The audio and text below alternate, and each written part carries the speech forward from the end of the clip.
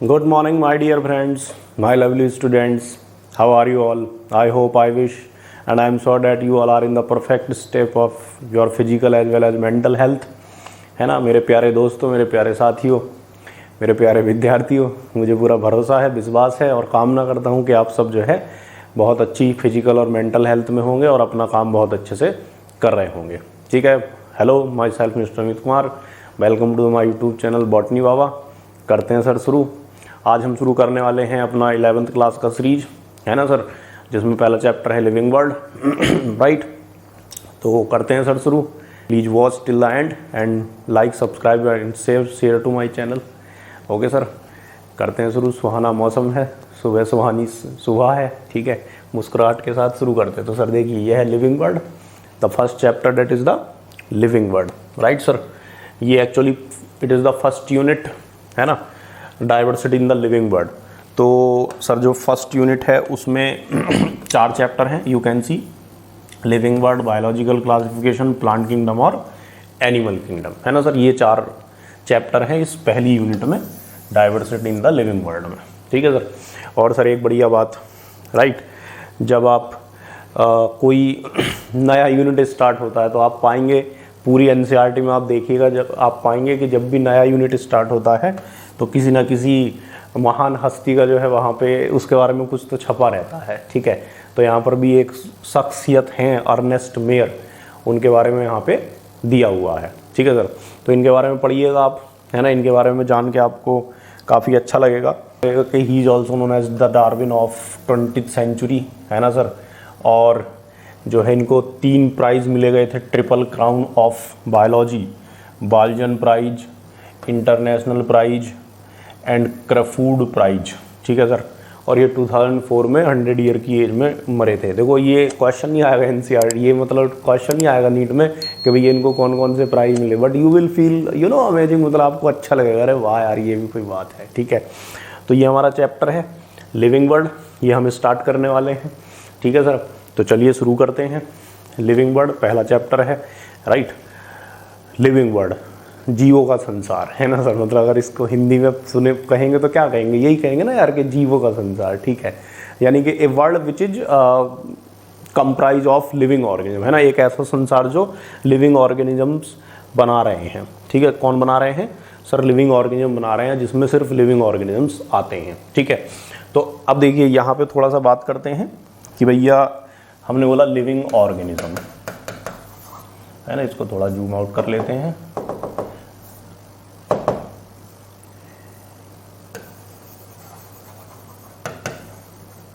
Living organisms, ठीक है, इस पर थोड़ी चर्चा करते हैं। उससे पहले हम बात करते हैं कि सर ये ऑर्गेनिजम्स, है ना। तो देखो ऑर्गेनिज्म मतलब आपके चारों तरफ कुछ भी है वो एक ऑर्गेनिज्म है सर। सीधी भाषा में बात करते हैं, फिजिक्स केमिस्ट्री वाली भाषा में बात नहीं करते हैं कि एटम से मिलके बनेगा, उससे मिलके बनेगा। हाँ सर, बनेगा बिल्कुल। अपन क्या बात करते हैं, चारों तरफ जो कुछ भी है आप अपने आप को फिक्स कर लीजिए एंड सी सराउंडिंग, अपने चारों तरफ देखिए सर। आप कुछ भी आपको दिख रहा है, फैन दिख रहा है, एसी दिख रहा है ना, लाइट दिख रही है, कैमरा दिख रहा है, या मान लीजिए कि लैपटॉप दिख रहा है, दिखाई दे रहा है, कुछ भी है, प्लांट दिखाई दे रहा है, डॉगी दिखाई दे रहा है, ये सब ऑर्गेनिज्म है। ठीक है, अब इसमें से जिसमें लाइफ है वो लिविंग ऑर्गेनिज्म है और जिसमें लाइफ नहीं है वो नॉन लिविंग ऑर्गेनिज्म है। तो हमारा जो चैप्टर है वो डील करता है किससे? जिसमें जो लिविंग ऑर्गेनिज्म है, जिनमें लाइफ है ना सर।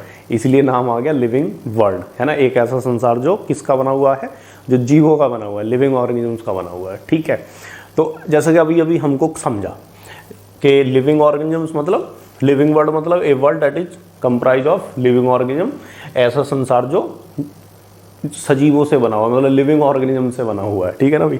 तो अब उसमें बात आ गई, हमको इतना सा तो बेसिक आइडिया लग गया कि लिविंग ऑर्गेनिज्म मतलब ऑर्गेनिज्म विच हैव लाइफ और विच आर लिविंग, है ना। वो ऑर्गेनिज्म जो जिंदा हैं, जिनमें लाइफ है, वो लिविंग ऑर्गेनिज्म है। ठीक है, तो अब यहाँ पे बात आती है कि व्हाट इज लाइफ, है ना सर।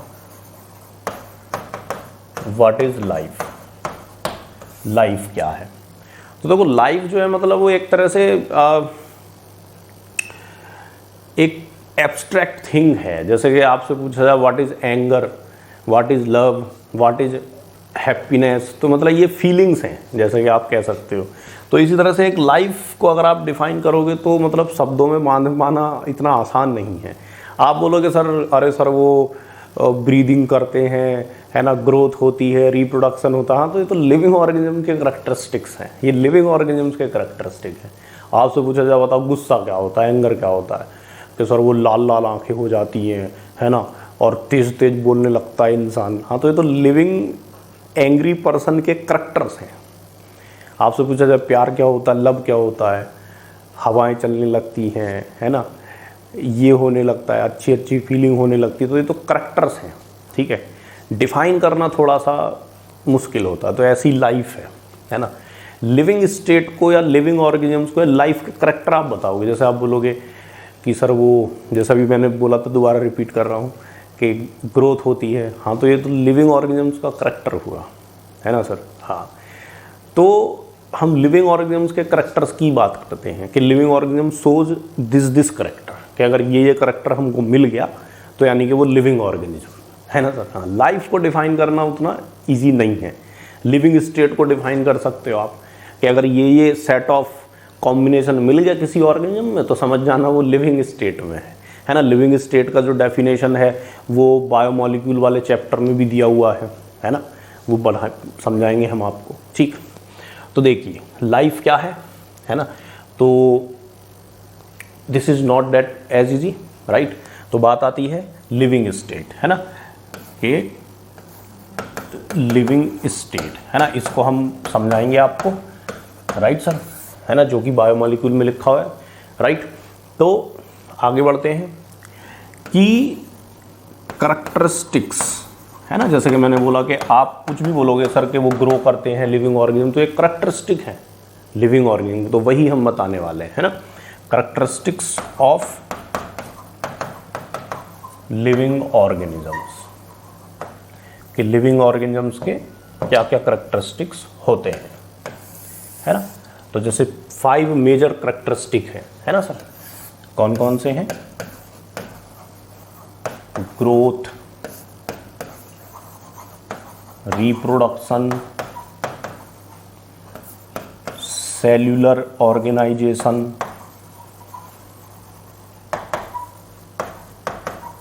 है ना सर, मेटाबॉलिज्म एंड कॉन्शियसनेस, है ना। इसको क्या करते हैं, इसको 4th नंबर पे ले आते हैं, है ना, अपना एनसीईआरटी का सीक्वेंस फॉलो करते हैं। मेटाबॉलिज्म एंड कॉन्शियसनेस,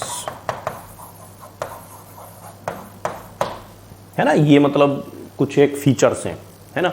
इसके अलावा अडेप्टेबिलिटी, लिविंग ऑर्गेनिजम्स अडेप्ट हो जाते हैं। लिविंग ऑर्गेनिज्म को चोट लग जाए, जैसे मान लीजिए आपको यहाँ पे इंजरी हो जाए, है ना, ये फिंगर पे कट लग जाए तो वो अपने आप हील हो जाता है ना।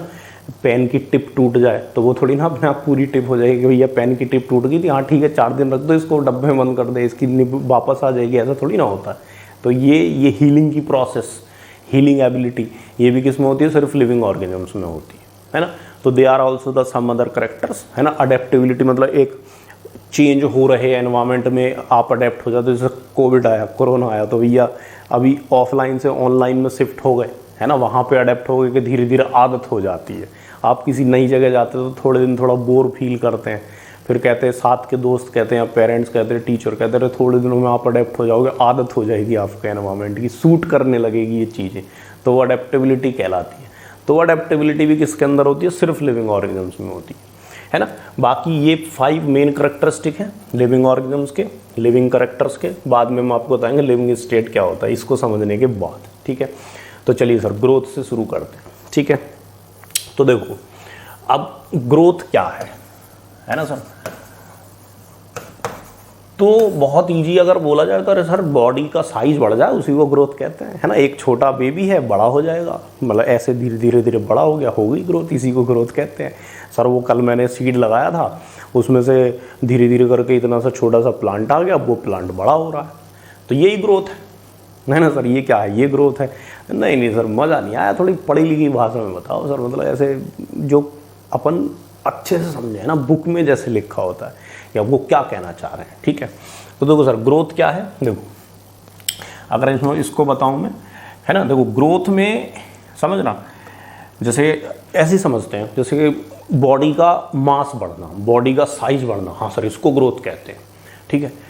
नहीं नहीं नहीं सर, आप सीड लो, थोड़े से सीड लो, है ना, चने लो मान लीजिए आप, और भिगो के रख दो, रात को भिगोए पानी में, सुबह देखा बड़े हो गए, तो ग्रोथ हो गई। हाँ हाँ सर ग्रोथ हो गई। नहीं नहीं नहीं, ये ग्रोथ नहीं हुई, क्योंकि उन चनों को तुम पानी के बाहर रख दो, धूप में रख दो, सनलाइट में रख दो, वो वापस से रिड्यूस हो गए वहीं पहुंच जाएंगे, तो इरिवर्सिबल हो गया, इसको ग्रोथ नहीं कहेंगे। हाँ तो देखो इरिवर्सिबल क्या बोल रहे हैं, इरिवर्सिबल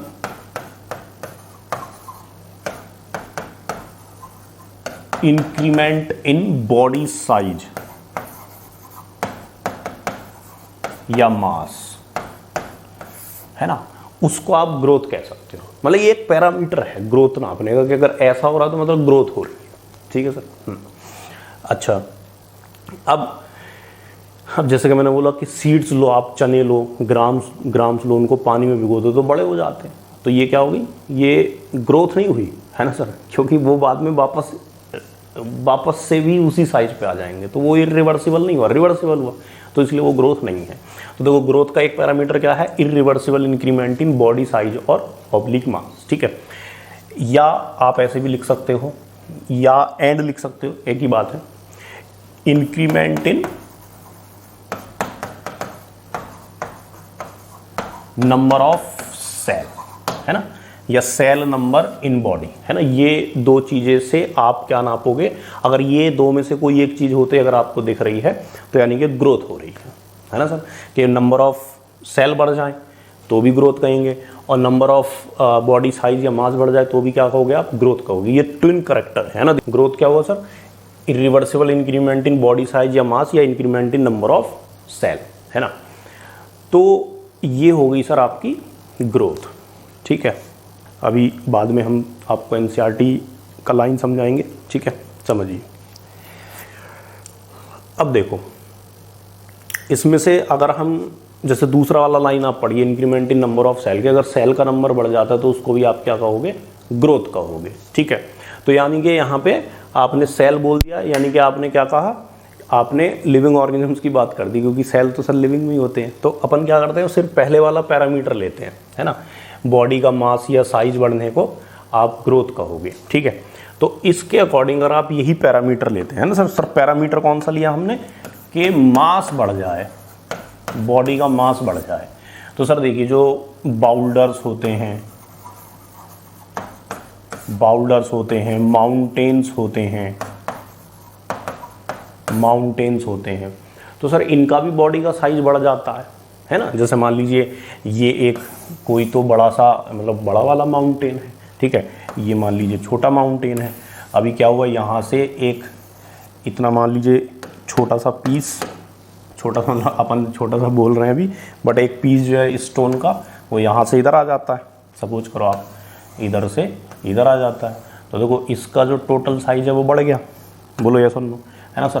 तो ये तो बढ़ गया ना इसका साइज, तो सर इसका तो बॉडी का मास बढ़ गया, तो बॉडी का मास बढ़ गया तो क्या इसको आप ग्रोथ कह दोगे। और सर आप ही ने कहा है कि बॉडी का मास बढ़ेगा तो ग्रोथ कहेंगे, है ना सर। बट ये तो नॉन लिविंग है, सबको पता है ना। जैसे सैंड ड्यून्स होते हैं, रेत का टीला है, ठीक है, मान लीजिए इस डायरेक्शन में विंड फ्लो हो रही है, तो धीरे धीरे रेत उड़ते उड़ते किधर आ जाएगी, यहाँ पे एक टीला बन जाएगा, ये वाला टीला छोटा हो जाएगा, है ना सर। ये वाला टीला, ये वाला जो माउल्ड, ये जो मतलब माउंट है, ये क्या हो जाएगा, ये छोटा हो जाएगा। सर इसकी ग्रोथ हो गई, मतलब आप बोलोगे सर देखो बॉडी का साइज बढ़ गया, आपने ही कहा था सर कि बॉडी का साइज अगर बढ़ जाए, बॉडी का मास अगर बढ़ जाए तो उसको ग्रोथ कहेंगे, तो इस हिसाब से इनमें ग्रोथ हुई। बोला हाँ यार ग्रोथ तो हुई, तो अगर ग्रोथ हुई है तो फिर तो ये आप इनको लिविंग ऑर्गेनिज्म कह दोगे, हैं जी। आप ही ने कहा था कि ग्रोथ होना जो है करैक्टरिस्टिक है लिविंग ऑर्गेनिजम्स की। हाँ यार बात तो सही है। अगर आप ये क्राइटेरिया लेते हो कि अगर बॉडी का साइज बढ़ जाए, बॉडी का मास बढ़ जाए और उसे हम ग्रोथ कहेंगे, ठीक है, तो ग्रोथ तो सर लिविंग का करेक्टरिस्टिक है, तो इस हिसाब से तो तुमको सैंड ड्यून्स को, बाउल्डर्स को, माउंटेन को लिविंग कह देना चाहिए। अरे सर ऐसे कैसे लिविंग कह देंगे, कुछ तो गड़बड़ है सर। यानी कि ग्रोथ को सर आप डिफाइनिंग प्रॉपर्टी नहीं ले सकते, डिफाइनिंग करेक्टरिस्टिक नहीं ले सकते आप, मतलब ग्रोथ के बेस पे आप किसी को डिफाइन नहीं कर सकते, है ना। जैसे देखो ये पढ़िएगा सर आप, ये लाइन पढ़िए आप, एनसीईआरटी का लाइन है, ठीक है। ये देखो, growth therefore can not be taken as defining property of living organisms, है ना। कि आप जो है सर सिर्फ ग्रोथ के बेस पे उसको डिफाइन नहीं कर सकते आप, क्योंकि ग्रोथ के बेस पे, सिर्फ ग्रोथ के बेस पे आप उसको डिफाइन नहीं कर सकते, क्योंकि ग्रोथ तो सर अगर आप क्राइटेरिया लेते हो कि बॉडी का मास बढ़ेगा तो ग्रोथ कहेंगे, तो ग्रोथ तो सर फिर इनमें भी हो रही है, जबकि तो सबको पता है, सब सर कोई बायोलॉजी पढ़े ना पढ़े उसको भी पता है कि नॉन लिविंग है ना सर। हाँ सर बात तो सही है। तो क्या क्या किया जाए सर, फिर भी कुछ तो सर, देखो लिविंग तो ग्रो करते हैं, ये तो पक्की बात है, डेड ऑर्गेनिज्म ग्रो नहीं करता, ये भी पक्की बात है। हाँ तो एक डिफरेंस आता है, क्या आता है, देखो यहाँ पे ये जो सैंड ड्यून्स है, बाउल्डर्स हैं, माउंटेन है, इनमें जो ग्रोथ हुई है वो मटेरियल के बाहर से डिपॉजिट होने से हुई है, जबकि जो हपन होते हैं या मतलब जितने भी लिविंग ऑर्गेनिजम्स होते हैं उनमें ग्रोथ जो होती है मटेरियल बॉडी के अंदर से ऐड किया जाता है जी सर। मतलब सर अपन खाना खाते हैं ना, अपन एनगल्फ करते हैं, खाते हैं, डाइजेस्ट होता है, फिर ग्रोथ होती है। ऐसे थोड़ी ना चिकन खाना है तो ऊपर बांध लिए सर पे, या वेजिटेबल्स अपने सर पे लगा ली और हमारी ग्रोथ होगी, ऐसे थोड़ी ना होता है। नहीं सर ऐसे नहीं होता है। तो हमको एनगल्फ करना, हर लिविंग ऑर्गेनिज्म पहले उसको एनगल्फ करता है या एब्जॉर्ब करता है, और तब मटेरियल उसकी बॉडी में अंदर से ऐड होता है। तो यानी कि ग्रोथ जो होती है वो अंदर से होती है, मटेरियल अंदर से एंटर करने पे होती है। तो आपको बात समझ में आ रही है, मतलब ग्रोथ जो है वो दो तरीके से हो गई। कैसे, एक जो हम लिविंग ऑर्गेनिज्म में हो रही है वो हो गई मटेरियल अंदर से ऐड किया गया, और जो इनमें हुई वो बाहर से ऐड किया मटेरियल उसमें। तो बेटा इसको हम कहेंगे इंट्रिंसिक ग्रोथ, इंट्रिंसिक ग्रोथ, और इसको कहेंगे हम एक्सट्रिंसिक ग्रोथ, है ना। इंट्रिंसिक ग्रोथ सिर्फ लिविंग्स में होती है ना। ये लिविंग का डिफाइनिंग प्रॉपर्टी है, यानी कि डिफाइनिंग करेक्टर है या डिफाइनिंग प्रॉपर्टी है कि इंट्रिंसिक ग्रोथ सिर्फ किस में होगी, लिविंग्स में होगी। सैंड ड्यून्स, बाउल्डर्स में तो बाहर से ग्रोथ हो रही है, बाहर से मटेरियल डाला जा रहा है, समझ रहे हैं आप। हाँ तो अगर ग्रोथ आया, growth is defining property, no. Extrinsic growth is defining property, no. Intrinsic growth is defining property, yes. अगर इंट्रिंसिक ग्रोथ आया तो वो यस होगा, है ना, क्योंकि वो क्या है, वो मटेरियल अंदर से ऐड किया जा रहा है और वो सिर्फ लिविंग में होता है, ठीक है सर। तो कंक्लूजन अगर निकालें तो हमने पाया कि लिविंग ऑर्गेनिज्म में ग्रोथ होती है, यस होती है, बट कुछ नॉन लिविंग में भी ग्रोथ हो जाती है। अगर आप क्राइटेरिया क्या ले रहे हो ग्रोथ का, कि बॉडी का मास बढ़े, तो उसको आप ग्रोथ कह दोगे। अगर आप ये क्राइटेरिया लोगे तो फिर आप जिस जिसका बॉडी का मास बढ़ेगा उसको कह दो कि इसमें ग्रोथ हो रही है, तो उसको ग्रोथ हो रही है तो यानी कि वो लिविंग है, क्योंकि आपने पाया कि लिविंग के करैक्टरिस्टिक होते हैं। बट ये तो पता है कि वो तो यार लिविंग नहीं होते। यानी कि ग्रोथ के बेस पे अगर आप जज करने चलो, डिसाइड करने चलो कि कौन लिविंग है कौन नॉन लिविंग है, तो फिर तो आप उस हर किसी ऑर्गेनिज्म को लिविंग कह दोगे जिसमें ग्रोथ हो रही है। हाँ सर, तो पर देखो गलती हो गई। कैसे गलती होगी, क्योंकि पत्थर, पहाड़, ये सैंड ड्यून्स, माउंटेन्स, बाउल्डर्स, ये ग्रो हो जाते हैं, इनमें मटेरियल बाहर से ऐड कर देते तो ग्रोथ हो जाती है। हाँ सर, बट वो लिविंग तो नहीं है ना। हाँ सर, तो इसलिए ग्रोथ को आप डिफाइनिंग प्रॉपर्टी नहीं ले सकते, ठीक है। क्योंकि यार ग्रोथ यार तुम यार नॉन लिविंग को लिविंग बता देते हो। हाँ अरे यार, तो तुम अपना कॉन्सेप्ट सही करो। क्या सही करो कि आप ये देखो कि ग्रोथ हो किस तरह से रही है। लिविंग में ग्रोथ हो रही है मटेरियल अंदर से ऐड करने पे, हाँ, और नॉन लिविंग में जो भी नॉन लिविंग है, जैसे ये जो भी एग्जाम्पल है, उसमें ग्रोथ हो रही है बाहर से मटेरियल ऐड करने पे, ठीक है। हाँ, तो अगर ग्रोथ आए तो growth is not defining property, सभी को नहीं अच्छे से डिफाइन करती है, बट इंट्रिंसिक ग्रोथ करती है, ठीक है सर। हाँ चलिए सर, अब देखो एक हमारा एनसीईआरटी में लाइन है कि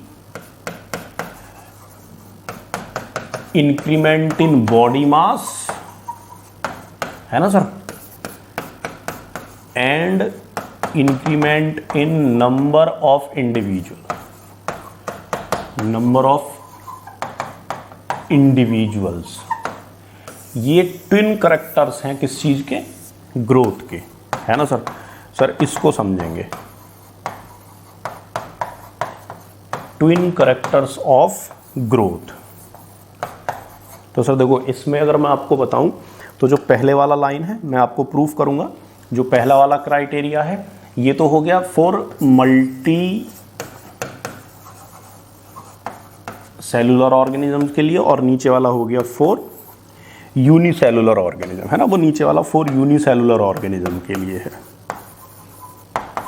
क्योंकि सर यूनिसेलुलर ऑर्गेनिज्म में तो बॉडी एक ही सेल की है ना सर। तो उसमें बॉडी का मास ऐसे बढ़ना तो एक लिमिट तक ही पॉसिबल, मतलब पॉसिबल ही नहीं अगर हम सही बात बोले तो उनमें तो नंबर बढ़ जाए उसी को ग्रोथ कहते हैं, ठीक है। तो करते हैं इसको डिस्कस, ठीक है। और कि ये क्या आने वाला, देखो मैं आपको लाइन पढ़वाते हैं सर। लाइन है बहुत इंपॉर्टेंट है एनसीईआरटी की, ये देखो, ये पढ़िए सर आप। Increase in mass and increase in number of individuals are twin characteristic of growth, के मास बढ़ जाए या नंबर ऑफ इंडिविजुअल बढ़ जाए, ये ट्विन कैरेक्टर होते हैं ग्रोथ के, है ना। तो इसमें से आप समझ जाइएगा कि सर के increase in number of individual ये यूनिसेलुलर ऑर्गेनिजम्स के लिए है, और इंक्रीज इन मास जो है वो मतलब मेनली मल्टी सेलुलर के लिए है। क्योंकि आप पाएंगे कि यार अगर इंडिविजुअल का नंबर बढ़ता है तो उसे तो रिप्रोडक्शन भी कहते हैं, ठीक है सर, उसे तो रिप्रोडक्शन भी कहते हैं, है ना सर। तो देखिएगा सर, नेक्स्ट हम ले रहे हैं रिप्रोडक्शन, ठीक। देखो रिप्रोडक्शन सिंपल, री मतलब अगेन, प्रोडक्शन मतलब प्रोड्यूस करना, मतलब अपने जैसे ऑर्गेनिजम्स वापस से प्रोड्यूस करना, उसको हम रिप्रोडक्शन कहते हैं, ठीक है सर। तो देखो रिप्रोडक्शन के कई तरह के टाइप आपने 10th में पढ़े होंगे, एसेक्सुअल, सेक्सुअल, वेजिटेटिव, है ना सर। सेक्सुअल रिप्रोडक्शन जिसमें गैमीट्स फ्यूज होते हैं, राइट सर। एसेक्सुअल में डिफरेंट टाइप के मतलब मेथड्स होते हैं जो हम आगे आने वाले चैप्टर्स में पढ़ेंगे, जैसे फंजाई स्पोर्स बना के पढ़ते हैं, मतलब पढ़ते नहीं सॉरी, स्पोर बना के रिप्रोड्यूस करते हैं, ठीक है। बडिंग से होता है, पोटैटो में बडिंग होती है, जिंजर में बडिंग होती है ना, हाइड्रा में भी बडिंग हो जाती है, ठीक है। एक रीजनरेशन रहता है कि अगर एक ऑर्गेनिज्म है उसके 3 पार्ट हो जाए, मान लीजिए, है ना, सपोज करो दिस इज वन ऑर्गेनिज्म, इसके सपोज करो 3 पार्ट्स हो जाते हैं, तो each and every part can regenerate into full organism, तो इसको रीजनरेशन कहते हैं। प्लानेरिया में ट्रू रीजनरेशन पाया जाता है ना। तो ये सब मतलब रिप्रोडक्शन के बारे में, ठीक है। तो हम इसको यहाँ पे पढ़ रहे हैं ये जानने के लिए कि क्या रिप्रोडक्शन को कैरेक्टरिस्टिक फीचर मान सकते हैं, डिफाइनिंग प्रॉपर्टी मान सकते हैं या नहीं, है ना सर। तो देखो सर, यहाँ पे मेरी बात को ध्यान से सुनिएगा सर। देखो ये तो सर तय है, ये तो फिक्स है कि रिप्रोडक्शन सिर्फ लिविंग में होता है ना। कभी भी ऐसा नहीं होगा कि ये पेन 1 से 2 हो जाए, नहीं सर, मतलब ही नहीं है ना सर, पॉसिबल ही नहीं है सर, ऐसा हो ही नहीं सकता, ठीक है। तो मतलब कि सिर्फ रिप्रोडक्शन तो सिर्फ लिविंग ही करेगा, है ना, यानी कि जो रिप्रोडक्शन करेगा वो लिविंग है, सीधी सी बात, ध्यान से सुनिएगा सर। जो रिप्रोडक्शन करेगा वो लिविंग है, जो रिप्रोडक्शन करेगा वो लिविंग है, जो रिप्रोडक्शन करेगा वो लिविंग है, यानी कि जो रिप्रोडक्शन नहीं करेगा वो नॉन लिविंग है सर। आपका तो यही कहने का मतलब हो गया, है ना। जो रिप्रोडक्शन करेगा वो अगर लिविंग है ना, क्यों, कैसे आपने बोला कि ओनली लिविंग ही रिप्रोडक्शन करते हैं, यस सर, ओनली लिविंग ही रिप्रोडक्शन करते हैं, है ना सर। तो add non on both side, है ना, दोनों तरफ नॉन ऐड कर दें जरा, है ना, यानी कि नॉन रिप्रोड्यूसिंग कौन हो गया, नॉन लिविंग हो गया।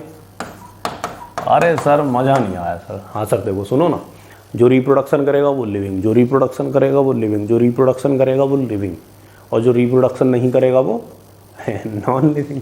अरे सर ऐसे थोड़ी ना होता है सर, मज़ा मतलब लग तो ऐसे ही रहा है सर। देखो there are some unfortunate living organisms, जैसे म्यूल,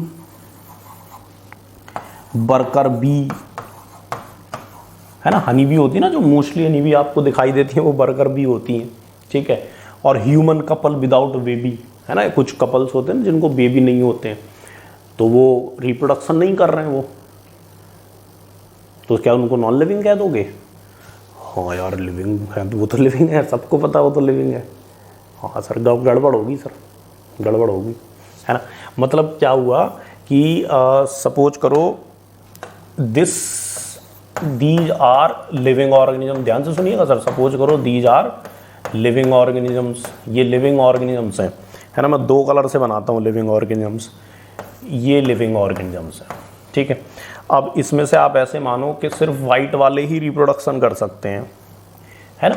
ये जो येलो कलर से मैंने बनाए हैं, ये जो येलो कलर से मैंने बनाए हैं, ये नॉन रिप्रोडक्शन करने वाले, ये रिप्रोडक्शन नहीं कर पा रहे हैं, ये है म्यूल, बर्गर बी वगैरह ये हैं। तो आप पाओगे कि यार रिप्रोडक्शन में, रिप्रोडक्शन वाले सर्कल में ये सारे नहीं आ पा रहे हैं, सब थोड़ी ना आ जाएंगे, है ना। ये है मतलब रिप्रोडक्शन सभी लिविंग को इंक्लूड नहीं कर रहा है। हाँ, रिप्रोडक्शन के बेस पे अगर आप देखोगे तो आप पाओगे कि यार तुम तो कुछ लिविंग को नॉन लिविंग बता दे रहे हो। मेरी बात समझ में आ रही है आपको? हाँ, कुछ लिविंग को क्या कर दे रहे हो, नॉन लिविंग बता दे रहे हो, ठीक है। देखो इसको मैं दूसरे तरीके से समझाता हूँ।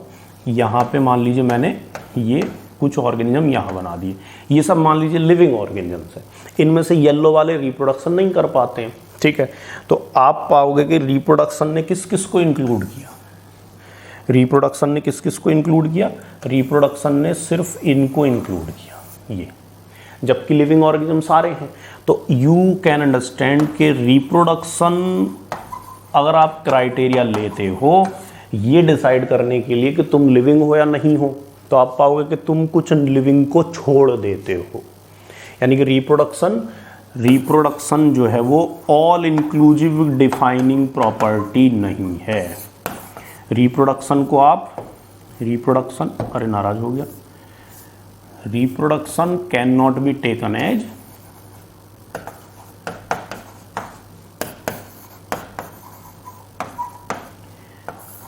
all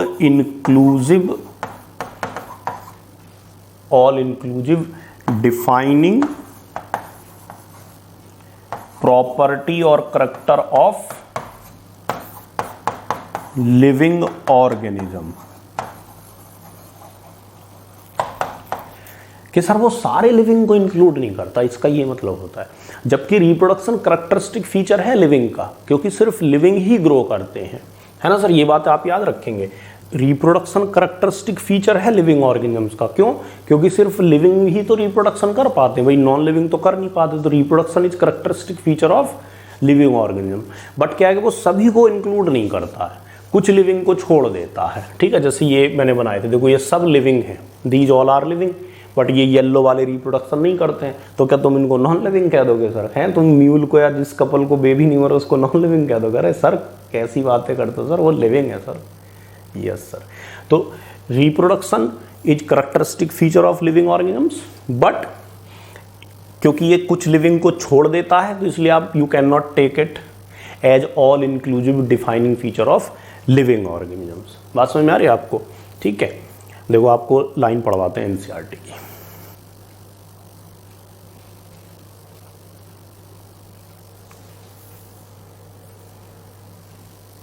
देखिए sir, reproduction likewise A characteristic of living organism, ठीक। जबकि यहाँ पे क्या दिया हुआ है, देखो, hence reproduction also can not B L all inclusive defining characteristic of living organism, है ना। तो सर दोनों लाइनों को मिलाइए सर, ठीक। मतलब आप, क्योंकि सर रिप्रोडक्शन सिर्फ लिविंग्स में होता है तो इसलिए करैक्टरिस्टिक फीचर है ना। बट चूंकि वो कुछ लिविंग को छोड़ देता है, कुछ लिविंग उसके क्राइटेरिया में, उसके ग्रुप, उसके मतलब कहना चाहिए कि टेरिटरी में नहीं आ पाते हैं, इसलिए वो क्या बोल रहा है कि can not be an all inclusive defining feature, है ना सर। बात समझ में आ रही है? अब ये देखिए, और ये देखो ये क्या लिखा हुआ है, growth therefore can not be taken as defining property of living organism. Why? क्योंकि कुछ नॉन लिविंग ग्रो कर जाते, भले ही सर बाहर से डिपॉजिट होने से हुआ, आपने अगर क्राइटेरिया लिया कि अगर बॉडी का मास बढ़ा तो हम तो ग्रोथ कह देंगे, वो चाहे कैसे भी बढ़े। तो आप बाउल्डर्स को भी कहोगे कि ग्रोथ हो रही है ना, तो बट वो तो नॉन लिविंग है ना। तो इसलिए क्या कंक्लूजन निकला, कंक्लूजन ये निकला कि रिप्रोडक्शन करेक्टरिस्टिक फीचर है, क्योंकि सिर्फ लिविंग ही रिप्रोडक्शन कर सकते हैं, बट चूंकि कुछ लिविंग छूट जाते हैं तो इसलिए वो अनइंक्लूसिव फीचर नहीं है। तो यानी कि ग्रोथ और रिप्रोडक्शन दोनों में पंगे आ गए सर, सीधी सी बात यह है, दोनों में लफड़ा आ गया। कैसे? ग्रोथ में इसलिए लफड़ा आ गया क्योंकि कुछ नॉन लिविंग ग्रो कर जाते हैं, रिप्रोडक्शन में इसलिए लफड़ा पड़ गया क्योंकि कुछ बेचारे लिविंग ग्रो नहीं, मतलब रिप्रोडक्शन नहीं कर पाते। ठीक है, चलिए सर, अब देखो, अब हम आते हैं इस चीज़ पे कि जो कि मैंने बताया था कि देखो, इंक्रीमेंट इन बॉडी मास, ठीक, and increment in number of individuals. ठीक है सर, ये क्या है सर? ये ट्विन करैक्टरिस्टिक हैं ग्रोथ के, ऐसा मैंने आपको बोला। ठीक है, तो देखो ध्यान से सुनिएगा सर, इसमें से ये वाला जो स्टेटमेंट है, this is for unicellular organisms. ठीक है, चलिए सर अभी समझाते कैसे। देखो, सपोज दिस इज ये अमीबा है ना, दिस इज वन अमीबा, है ना सर, अमीबा, राइट। एक स्टूडेंट कह रहा है नहीं सर ये तो एक सेल है, दोनों स्टूडेंट सही है ना भाई, ये सेल भी है ये अमीबा भी है, बिल्कुल सही बात है। अब अमीबा में बाइनरी फिजन होता है और दो अमीबा बन जाते हैं। ठीक है सर, क्या हो जाता है? दो अमीबा बन जाते हैं, राइट। अब जब यहाँ पे दो अमीबा बन जाते हैं तो आप पाओगे कि सर यहाँ पे ये देखिए दो अमीबा बन गए। ठीक, अब ये वाला स्टूडेंट क्या कहेगा? ये कहेगा कि now they are two amoebae, now they are two amoeba, है ना sir, they are two amoeba. और ये वाला बंदा क्या कहेगा? देर आर टू सेल्स, के दो सेल्स हैं, दोनों अपनी अपनी जगह सही है, बिल्कुल सही है। अगर आप बस इस नज़र से देखते हो, किस नज़र से, कि सर सेल का नंबर बढ़ गया। ठीक है, क्या हो गया? सेल का नंबर बढ़ गया। तो सर अगर सेल का नंबर बढ़ गया तो इसको आप क्या कहोगे? ग्रोथ कहोगे। क्या कहोगे? ग्रोथ कहोगे। क्यों? क्योंकि जब बॉडी बढ़ती है, बॉडी का मास बढ़ता है, बॉडी का साइज बढ़ता है, तो सर नंबर ऑफ सेल भी तो बढ़ते हैं। हाँ सर, बिल्कुल बढ़ते हैं। Getting my point sir? ये एनसीईआरटी में लिखा है ना, ये जो है ये ट्विन करैक्टरिस्टिक, ये इंडिविजुअल्स के, ये किस में लिखा हुआ है? ये एनसीईआरटी में लिखा हुआ है, अभी आपको पढ़वाते हैं। ठीक है, दिस इज द एनसीईआरटी कि अगर बॉडी का मास बढ़ जाए और बॉडी का नंबर ऑफ इंडिविजुअल्स बढ़ जाए तो वो ग्रोथ है ना। जबकि मैंने क्या बताया आपको समझने के लिए कि बॉडी का मास बढ़े या नंबर ऑफ सेल्स बढ़े, है ना, ये दोनों ही ग्रोथ को बताते हैं, है ना, क्योंकि उसी से पॉइंट निकलेगा जो मैं समझाने वाला हूँ। तो अगर आप बोल रहे हो कि ये तो सर सेल का नंबर बढ़ रहा है, तो सेल का नंबर बढ़ रहा है तो ये क्या होगी? ग्रोथ हो गई। और अगर आप देखोगे इंडिविजुअल्स का नंबर बढ़ रहा है तो ये क्या हो गया? रिप्रोडक्शन हो गया। क्या हो गया? रिप्रोडक्शन हो गया। अब दोनों स्टूडेंट लड़ रहे हैं, अरे नहीं ये रिप्रोडक्शन हुआ, दूसरा कह रहा नहीं ग्रोथ हुई है, पहला कह रहा रिप्रोडक्शन हो रहा है, दूसरा कह रहा ग्रोथ हुई है। अमीबा कह रहा है लड़ते रहो ठुल्लू, मैंने तो जो करना था कर लिया मैंने, है ना, मेरे तो पॉपुलेशन बढ़ा है। आपने बोला हाँ यार बात तो सही है, अमीबा तो डबल हो गया ना। अब तुम इसको चाहे रिप्रोडक्शन कह लो चाहे ग्रोथ कह लो, अमीबा के लिए तो ये सेम ही फिनोमिना है। तो पॉइंट क्या है सर कि यूनिसेलुलर ऑर्गेनिजम्स के लिए reproduction and growth both are same phenomena, both are mutually inclusive event, दोनों एक ही हैं। जबकि मल्टी सेलुलर के लिए ऐसा नहीं है। ऐसा थोड़ी ना होता छोटा बेबी है बड़ा हो रहा है, एक दिन ऐसे स्प्लिट होकर दो बेबी बन गए हैं, बेबी बाहर गया घूमने वापस आया तो दो बेबी आ रहे हैं, ऐसे थोड़ी ना होता है। ऐसे नहीं होता सर, एक ग्रोथ होती है, एक सर्टेन एज के बाद फिर रिप्रोडक्शन होता है, ऐसा मल्टी सेलुलर में होता है। जबकि यूनिसेलुलर में क्या होता है? सेल डिवीजन ही रिप्रोडक्शन है ना सर। तो इसलिए अब आप समझेंगे कि ये जो लिखा हुआ है एनसीईआरटी में, increment in body mass and increment in number of individual twin characters of growth, है ना, ये क्या लिखा हुआ है? ये ट्विन करेक्टर ऑफ ग्रोथ या ट्विन करेक्टरिस्टिक्स ऑफ ग्रोथ, ये लिखा हुआ है ना। पढ़िए सर, लाइन पढ़िए आप, देखिए sir, increase in mass and increase in number of individuals are twin characteristic of growth, है ना सर। तो मीन्स टू से कि जो इंक्रीज इन मास है,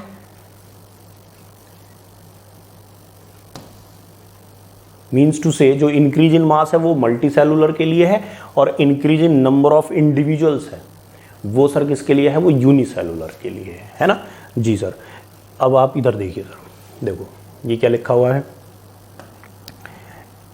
in majority of animals and plants growth and reproduction are mutually exclusive event, क्योंकि दोनों अलग अलग हैं, ठीक है। जबकि one must remember that increase in body mass is considered as growth. तो जो बॉडी का मास बढ़ेगा तो वो मल्टी सेलुलर के लिए है ना सर, और जो नंबर ऑफ सेल बढ़ने से जो ग्रोथ कह रहे हैं उसी को रिप्रोडक्शन कहेंगे, किसमें, यूनिसेलुलर में, है ना। देखिए सर यहां पे देखिए, when it comes to unicellular organism like bacteria, algae और amoeba, reproduction is synonym with the growth, i.e. Increase in number of cell, है ना, increase in number of cell. तो increase in number of cell को reproduction दे रहे हैं, और पिछले वाले पेज पे increase in number of individual को ग्रोथ दे रहे हैं। तो यूनिसेलुलर में अगर सेल बढ़ेगी तो इंडिविजुअल भी बढ़ेगा। Getting my point? यस। तो दिस इज द पॉइंट, ठोको ताली ठोको लाई, ठीक है सर। तो जो increase in number of individuals है, तो यूनिसेलुलर के लिए तो सेल है जो मैंने अभी अभी आपको बताया, तो वो ट्विन करेक्टरिस्टिक हो जाता है, राइट सर। तो याद रखिएगा, बॉडी मास बढ़ना और नंबर ऑफ इंडिविजुअल बढ़ने को अगर ग्रोथ कह रहे हैं तो नंबर ऑफ इंडिविजुअल बढ़ने को ग्रोथ यूनिसेलुलर के लिए लिखा हुआ है, ठीक है सर। चलिए, सो दिस इज द मैनर कि जिससे आप एनसीईआरटी को बिटवीन द लाइन पढ़ते हैं। तो अभी तक हमने पाया कि ग्रोथ और रिप्रोडक्शन दोनों ही कहीं ना कहीं फेल होते नजर आ रहे हैं। ग्रोथ इसलिए फेल हो जा रही है क्योंकि वो कुछ नॉन लिविंग में हो जाती है, और रिप्रोडक्शन इसलिए फेल हो जा रहा है क्योंकि कुछ बेचाहे या कम वक्त लिविंग रिप्रोडक्शन नहीं कर पाते हैं, ठीक है सर। चलिए, तो अब हम बढ़ते हैं तीसरे पॉइंट पे, मेटाबॉलिज्म पे, ठीक है सर। तो थर्ड हमारा आता है मेटाबॉलिज्म। सर मेटाबॉलिज्म क्या होता है? देखो, वैसे तो आप पढ़ते होते हैं 10th में 9th में कि बॉडी के अंदर दुनिया भर की रिएक्शंस हो रही होती है, सेल के अंदर दुनिया भर की रिएक्शंस हो रही होती है, उन्हीं के टोटल सम को मेटाबॉलिज्म कहते हैं, है ना सर। देखो, आपने खाना खाया, है ना, उसका डाइजेशन हुआ, फिर उसके बाद उससे आपकी बॉडी में ग्रोथ हुई, तो ये सब मेटाबॉलिज्म की वजह से। आप देखो, एक एक्सपेरिमेंट करते हैं सर, है ना, 3 बेबी लेते हैं, 3 बेबीज लेते हैं, number 1 human baby, number 2 also human baby, है ना सर। सर थोड़ा साफ लिख लो, हाँ सर थोड़ा साफ लिख लेते हैं। एंड नंबर 3 ए पपी, एक छोटा डॉगी, ठीक है सर। इसको हरा भरा वेज खाना खिलाते हैं और इन दोनों को नॉन वेज खिलाते हैं। ये नॉन वेज खाएगा और ये तो नॉन वेज खाएगा ही, ठीक। बात सुनिए सर ध्यान से, मज़ेदार कहानी है। तो सर देखो, इन दोनों में देखो क्या है, इनपुट डिफरेंट है, जो इनपुट डाला जा रहा है वो डिफरेंट है, ठीक है। और इन दोनों में इनपुट सेम है, इन दोनों में इनपुट डिफरेंट है। Getting my point? सर आप बोलना क्या चाहते हैं, देखिए समझिए सर। जब इनकी ग्रोथ होगी, ये दोनों ह्यूमन बेबी का कंपेयर करो, तो दोनों में ही क्या होगी, ह्यूमन बॉडी ग्रोथ करेगी। बॉडी के अंदर जो मटेरियल बिल्ड होगा वो क्या होगा, वो ह्यूमन फ्लैश होगा, वो ह्यूमन मटेरियल होगा, ह्यूमन मसल्स होंगी, है ना सर। हाँ, इन दोनों में कंपेयर करो, इन दोनों में देखो इनपुट सेम है, तो क्या आउटपुट भी सेम आता है? ऐसा नहीं होता है ना सर। ये नॉन वेज खा के ह्यूमन फ्लैश, ह्यूमन मटेरियल बना रहा है, वो नॉन वेज खा के doggy material, doggy muscles, doggy cells बना रहा है ना सर। ऐसा थोड़ी ना होता है कि इसने वेज खाया तो इसके हरी भरी पत्तेदार सब्जियां उग के आ गई, ये बड़ा हो गया, ऐसे इसके पत्ते निकल गए, इसके चिकन के जो है विंग्स आ गए, ऐसा नहीं हो रहा है ना सर। आप बात समझिए sir, input different but output same, input same but output different, है ना। तो हो क्या रहा है एक्चुअली? हो कुछ नहीं रहा है, बॉडी के अंदर आप कुछ भी इनपुट डाल रहे हैं वो पहले सिंप्लीफाइड होता है, डाइजेशन जिसको आप कहते हो, फिर बॉडी अपने अकॉर्डिंग आउटपुट बनाती है। यानी कि बॉडी के अंदर कुछ बिगड़ रहा है, कुछ डाइजेशन हो रहा है, कुछ डिस्ट्रक्शन हो रहा है, फिर कुछ बन रहा है, इसी को मिला के आप मेटाबॉलिज्म कहते हो, है ना।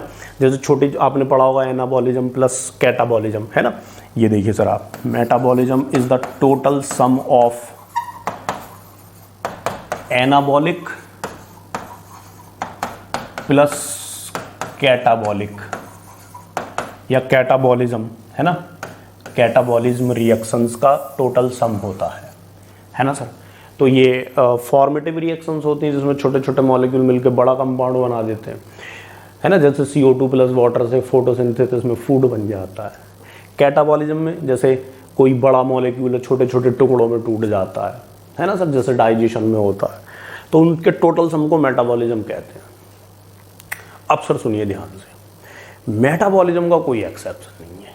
कोई भी अगर लिविंग है तो उसमें मेटाबॉलिज्म होगी, चाहे वो बैक्टीरिया से शुरू करके आप ह्यूमन तक ले लो।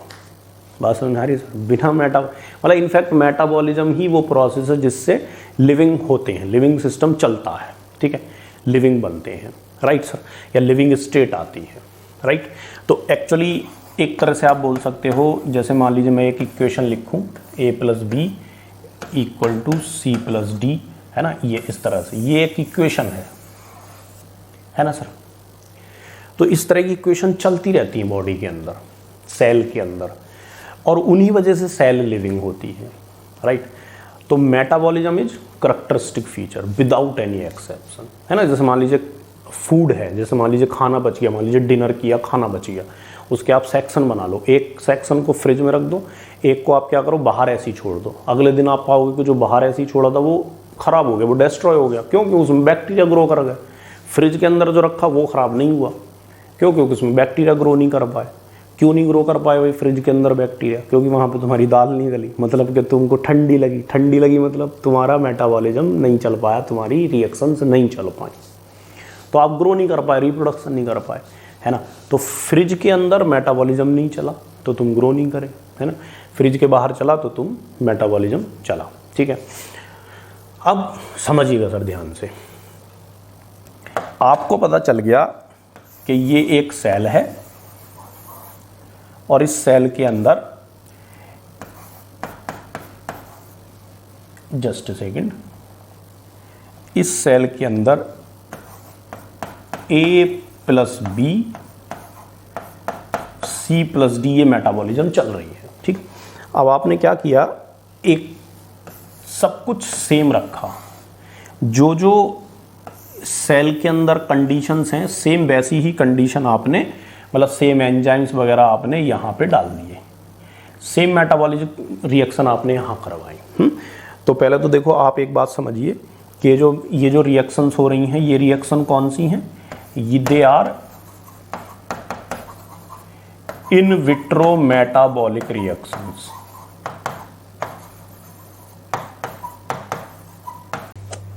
अब देखो, तो हमने क्या सीखा कि मेटाबॉलिज्म की वजह से सेल लिविंग है। हमने क्या सीखा? मेटाबॉलिज्म की वजह से सेल लिविंग है, ठीक है। इन रिएक्शंस की वजह से सेल लिविंग है। तो हमने ये सेल इन मेटाबॉलिक रिएक्शन को क्या किया? टेस्ट ट्यूब के अंदर किया, है ना सर।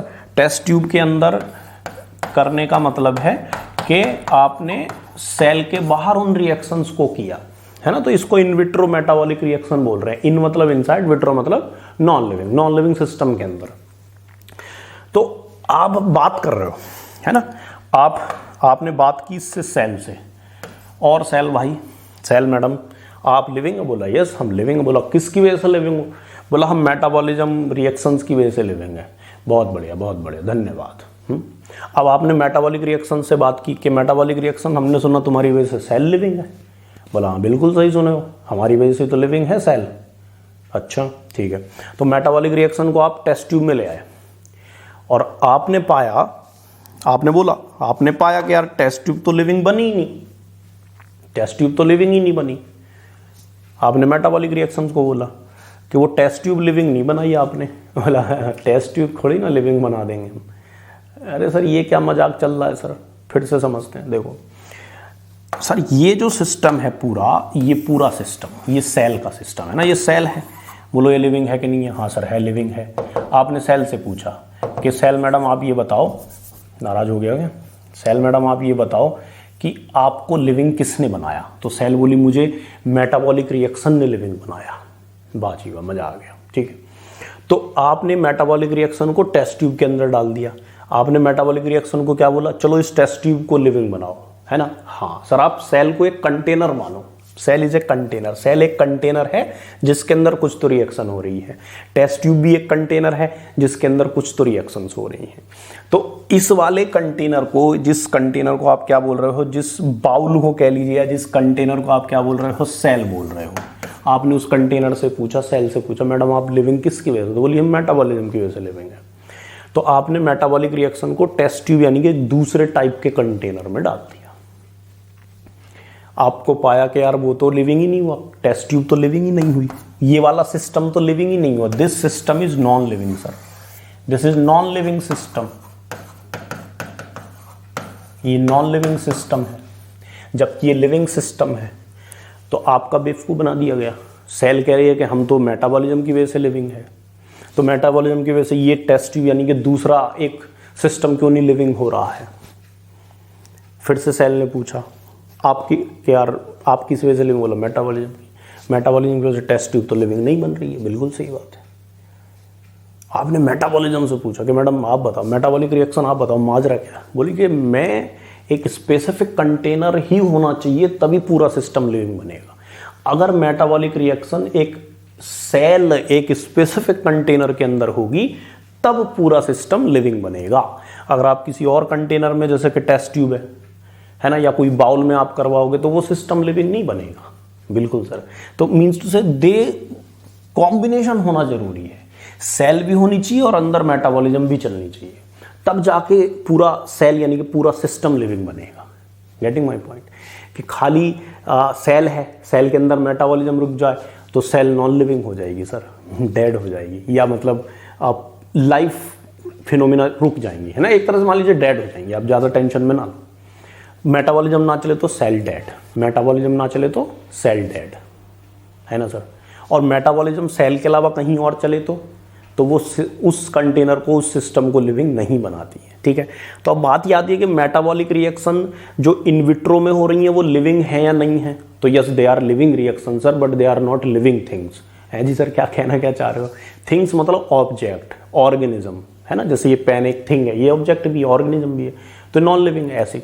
तो जो मेटाबॉलिक रिएक्शन चल रही है वो दे आर लिविंग रिएक्शन, है ना। In vitro metabolic reactions are living reactions. कि खाली अगर आप रिएक्शन की बात करोगे तो सर रिएक्शन तो लिविंग है, but they are not living things. वो लिविंग थिंग्स नहीं है, वो कोई ऑब्जेक्ट नहीं है। जैसे फैन है, फैन अपने आप में एक थिंग है, एक ऑब्जेक्ट है, बट अगर फैन चल रहा हो, फैन इज रनिंग, रनिंग तो नहीं कहेंगे, fan is on, fan is revolving, तो फैन का रिवॉल्व होना थिंग थोड़ी ना है, वो तो एक फिनोमिना है, वो तो एक प्रोसेस है। तो इसी तरह से मेटाबॉलिज्म का होना एक रिएक्शन है, ये प्रोसेस है, ये ऑब्जेक्ट नहीं है, थिंग नहीं है ना सर। देखो यहाँ पे लाइन पढ़ेंगे अच्छे से, असेंशियली लाइन पढ़ेंगे सर। यहाँ पे एनसीईआरटी की लाइन है सर, गॉड फादर बुक, इसकी लाइनों को आप इग्नोर नहीं कर सकते, है ना सर। देखिए sir, I think just on the next page, yes. देखो सर, ध्यान से देखिएगा sir.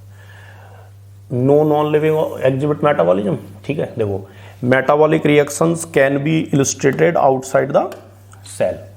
Metabolic reactions can be demonstrated outside the body in cell free system. An isolated metabolic reaction outside the body of organism performed in a test tube is neither living nor non-living। यहां क्या लिख दिया? neither living, यहां पे क्या लिख दिया? neither living nor non-living, ठीक है।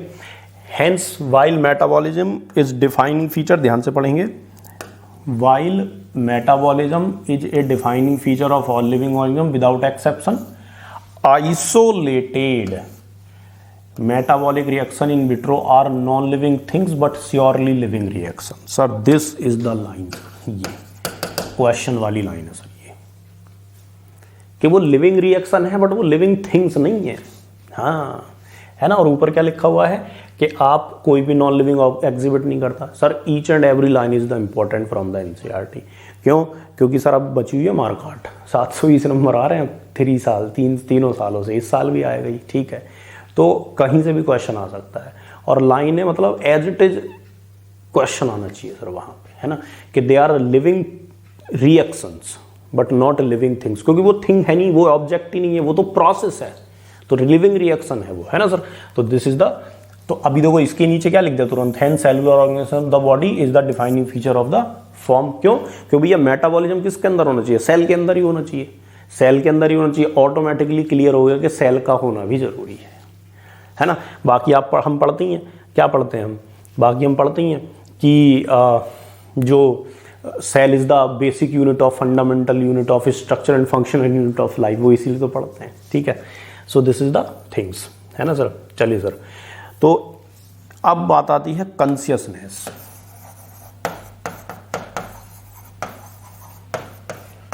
सर कॉन्शियसनेस को इरिटेबिलिटी भी कह सकते हैं, ठीक है। और सर ये होता क्या है, बहुत इजी सी चीज है, एबिलिटी टू सेंस एनवायरमेंट, है ना सर। ये क्या है? एबिलिटी टू सेंस एनवायरमेंट, कि हमारे चारों तरफ क्या हो रहा है इसका हमको सेंस है, यही इरिटेबिलिटी होती है या कॉन्शियसनेस होता है ना सर। हाँ, जैसे ये पेन या ये मार्कर या ये जो भी आसपास चीज़ें होती हैं, है ना, बेंच होती है, फैन होता है, एसी होती है, ये कभी नहीं कहेंगे, एसी कभी नहीं कहता सर मुझे गर्मी लग रही है चला दो एसी थोड़ी ना कहता कि मुझे गर्मी लग रही है मुझे चला लो, नहीं सर, ये हम कहते हैं, ठीक है। जैसे ये पेन है, इतना बड़ा आप एक अर्थवॉर्म लीजिए, दोनों को आप दिन में बाहर रख दीजिए, ब्राइट सनलाइट में, धूप में रख दीजिए, तो आप पाओगे वहीं पे पड़ा रहेगा। ये मतलब ये सर डिस्ट्रॉय हो सकता है, पिघल सकता है धूप में, बट ये वहाँ से नहीं भागेगा। अर्थवॉर्म धीरे धीरे खिसक लेगा, क्योंकि उसे फील हो गया कि यार गर्मी हो रही है। Getting my point? हाँ, तो यही एबिलिटी को कॉन्शियसनेस कहते हैं या इरिटेबिलिटी कहते हैं, और ये सभी ऑर्गेनिजम्स में होता है without any exception, without any exception ये सभी में होता है ना सर। हाँ, तो this is also the characteristic और डिफाइनिंग प्रॉपर्टी, है ना, ये भी करेक्टरिस्टिक फीचर है लिविंग ऑर्गेनिजम्स का, है ना, कि आपके एनवायरनमेंट में जो भी चेंज हो रहा है उसको आप सेंस कर सकते हो। जैसे अभी थोड़ी देर पहले एग्जाम्पल लिया था कि फ्रिज में फूड ख़राब नहीं होता है, क्योंकि वहाँ पे बैक्टीरिया ग्रो नहीं कर पाते हैं, क्योंकि वहाँ पे उन्होंने सेंस कर लिया कि यार यहाँ पे टेम्परेचर ज़्यादा है और वहाँ पे उनकी मेटाबॉलिज्म रुक जाती है, तो दे कैन सेंस, है ना। अपन को जैसे हम सर्दियों में वुलन्स यूज करते हैं, क्योंकि हमको फील होता है कि यार गर्मी ठंडी लग रही है ना, वो सब, तो डेट इज़ द कॉन्शियसनेस। अब एक चीज़ आती है सेल्फ कॉन्शियसनेस।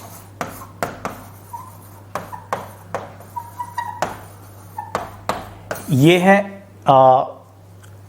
कहना चाहिए कि एक तरह से सेल्फ कॉन्शियसनेस मतलब सेंसिबिलिटी टू आवर सेल्फ, है ना, कि हम खुद के लिए कॉन्शियस हैं कि हम कैसे लग रहे हैं बात समझ में आ रही है आपको? जी सर, है ना, ये हम अच्छे लग रहे हैं कि नहीं लग रहे हैं। आप पार्टी में जाओगे तो ऐसे थोड़ी ना उठ के चल दोगे और एक कौन सा ड्रेस पहने, क्या करें, है ना। गार्डन में घूमने गए तो ये वाला कपड़ा पहनो, ये पहनो, ये सब क्या है? सेल्फ कॉन्शियसनेस, मैं कैसा लग रहा हूँ कि लग रही हूँ, दिस इज सेल्फ कॉन्शियसनेस, है ना सर। तो ये सिर्फ ह्यूमन में होता है ना, this is only in human. Suppose करो आप अपने डॉगी को लेके जाते हैं घुमाने, बरसात का मौसम है और रोड पे गड्ढे तो होती हैं थोड़े बहुत, बाजू से कोई निकल गया कार वाला तेजी से, आपके ऊपर भी आ गया, डॉगी के ऊपर भी आ गया, ठीक है। डॉगी क्या करेगा? डॉगी थोड़ा ऐसे ऐसे करेगा और डन हो गया उसका। तो आप क्या कहोगे, है ना, bloody fool, this and that, है ना, मेरा सब आउटफिट ख़राब कर दिया। आप जाओगे चेंज करके आओगे, ये क्या है? This is due to the self consciousness, है ना sir. Sir fashion industry, fashion is due to the self consciousness, है ना सर। एक फैशन इंडस्ट्री ह्यूमन के किस करेक्टर की वजह से है? सेल्फ कॉन्शियसनेस की वजह से, मैं कैसा लग रहा हूँ, कैसी लग रही हूँ, ठीक है sir. It is only due to satisfy your self consciousness, है ना। और एक फूड इंडस्ट्री, खाना खाना है सर, नहीं सर, सिर्फ खाना नहीं खाना है, टेस्टी खाना खाना है, नहीं सर, अलग अलग तरीके का खाना है, आज पिज़्ज़ा खाना है, आज बर्गर खाना है, ये खाना है, वो खाना है, फ्रेंच फ्राइज खानी है, मतलब this is only to just to satisfy your taste buds present on the tongue, है ना। सिर्फ उनको सेटिस्फाई करने के लिए क्या ही है, फूड इंडस्ट्री है, ये डिफरेंट तरह के फूड आए, ठीक है। तो ये सेल्फ कॉन्शियसनेस हो जाता है, ह्यूमन का फीचर हो जाता है, ठीक है। तो हमने पाया कि out of 5 growth, reproduction, metabolism, cellular organisation and consciousness में से शुरू के 2 में पंगा आया, लफड़ाया थोड़ा सा, कि जो ग्रोथ है वो डिफाइनिंग प्रॉपर्टी क्यों नहीं ले पा रहे हैं, क्योंकि कुछ नॉन लिविंग ग्रो कर जा रहे हैं। तो अगर आप तुम ग्रोथ की वजह से डेफिनेशन देने चले तो तुम नॉन लिविंग को लिविंग बता दोगे, गड़बड़ हो गई। रिप्रोडक्शन को इसलिए नहीं ले पाए क्योंकि सारे लिविंग ऑर्गेनिजम्स उसमें इंक्लूड नहीं हो पाए, कुछ लिविंग छूट गए थे जो रिप्रोडक्शन नहीं कर पाते थे। तो करैक्टरिस्टिक तो है रिप्रोडक्शन, बट वो ऑल इंक्लूसिव डिफाइनिंग फीचर नहीं है। रिप्रोडक्शन करैक्टरिस्टिक तो है, बट वो ऑल इंक्लूसिव डिफाइनिंग फीचर नहीं है। जी सर। सेलुलर ऑर्गेनाइजेशन, मेटाबॉलिज्म और कॉन्शियसनेस हमारे क्या हैं, डिफाइनिंग फीचर है, करैक्टरिस्टिक फीचर है। ठीक है सर। तो ये हमारा हो गया पहला सेक्शन लिविंग वर्ल्ड का। ठीक है सर। चलिए सर, एक मज़ेदार आपको लाइन पढ़वाते हैं एनसीईआरटी से कि व्हाट इज़ बायोलॉजी, है ना सर। देखो, बायोलॉजी पढ़ा ही होता है सबने कि लिविंग ऑर्गेनिज्म की स्टडी को बायोलॉजी कहते हैं, ये है वो है।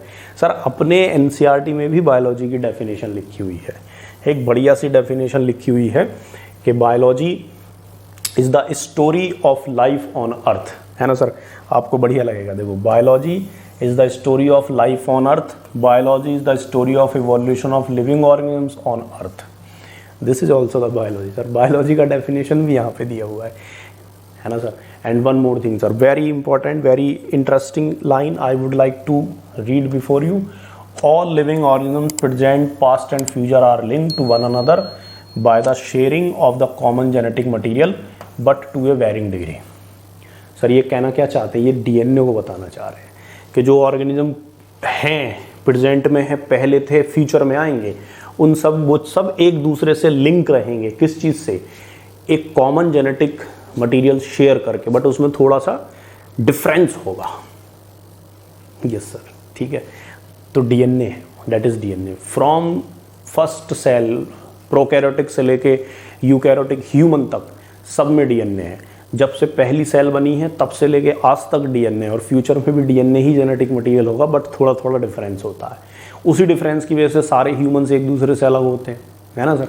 उसी डिफरेंस की वजह से हम ह्यूमन हैं, वो डॉगी है, वो मैंगो है ना, तुम नीम ट्री हो, है ना सर, तुम स्नेक हो। मतलब मैं आपको नहीं कह रहा हूँ, जो मतलब ऑर्गेनिजम्स होते हैं वो डीएनए में ही तो डिफरेंस होता है। ये सब हम पढ़ेंगे, ठीक है।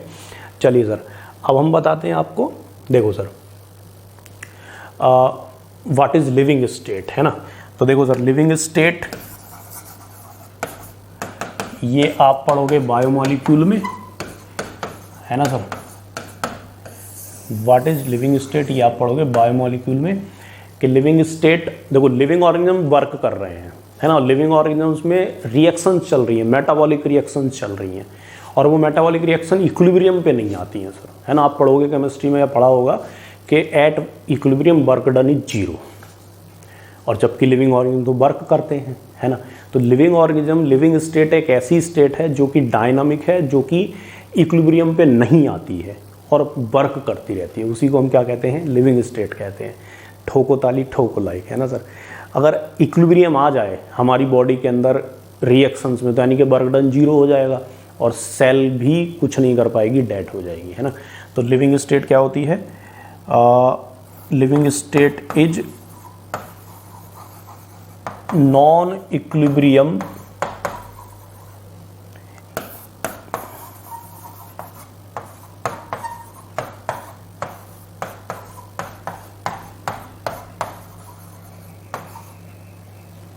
Which perform function. ठीक है सर। ये मतलब वो कंटिन्यूसली स्टडी, मतलब कंटिन्यूसली किस में रहने वाली है, नॉन इक्विलिब्रियम में रहने वाली है, ताकि वो फंक्शन कर सके।